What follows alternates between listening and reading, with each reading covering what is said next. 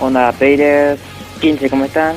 Aquí ya está yendo un video para el canal. Esta vez se trata de la batalla de Dancer Volcano 2 contra Galaxy Pegasus.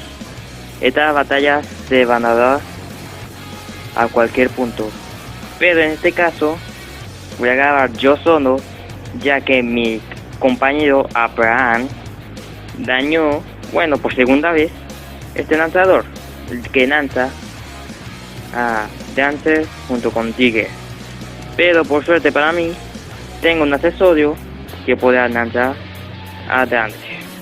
Bueno, dicho esto, comencemos pues con el video.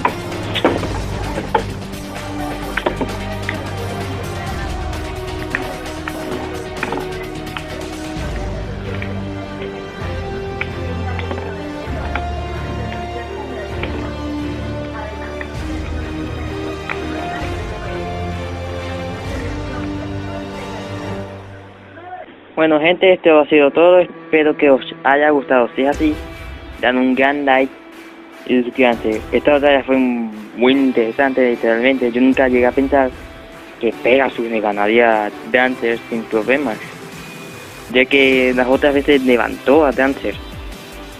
Fue increíble, la verdad. Ojalá que el lanzador de mi amigo estuviese intacto, hubiera sido más interesante esta batalla. Nada menos, ya me lo imaginé ahorita. Pero bueno, así fue el resultado. Definitivamente Pegasus ha ganado, y como tal. Bueno, esto ha sido todo. Pónganme en los comentarios si quieren ver la batalla de Dancer, una batalla más distinta, o con Digger, ya que Digger está ahí esperando a que batalle una vez más. Bueno, dicho y esto, hasta el próximo video, Vaders 15.